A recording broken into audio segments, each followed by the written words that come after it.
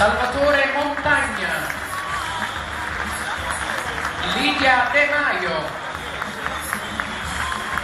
Mario Guida,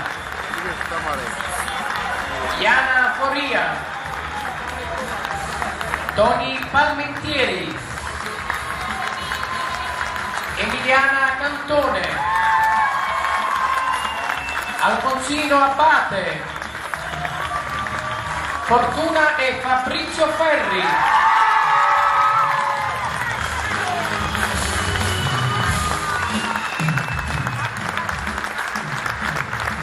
Buonasera! Finalmente ritorna il suo presentatore.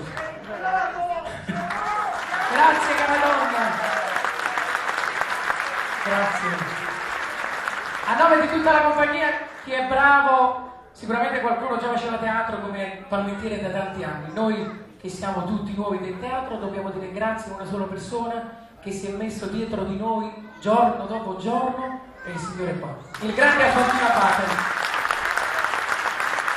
E devo dire che stasera ne siamo ancora più onorati, perché a parte il lavoro del maestro Rino Abate, grazie di tutto, le scene di Gennaro Letta, i nostri parrucchieri HD Group di Enzo e Salvatore, l'agenzia di Ciro Rega, Napoli Prima e Dopo, abbiamo l'onore e il piacere stasera di avere qui, e devo dire che l'emozione è ancora, non so, voglio dire, uno che fa teatro da tanti anni, come Valentina Stella, vieni qui con noi, vieni, sali Valentina.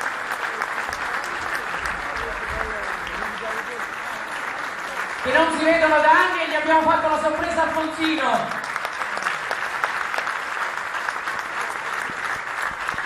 Poi naturalmente, stando lui, voglio dire, quando si diceva teatro si diceva Mario Merola. Francesco Merola! Vieni Francesco!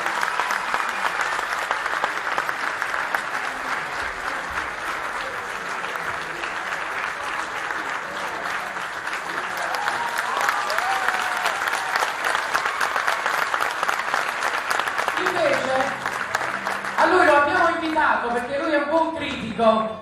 Allora, a parte che è un artista, voglio dire, ha una voce stupenda, però è un buon critico, ho detto deve stare, perché alla fine ci deve dire come andare. Enzo Caradonna!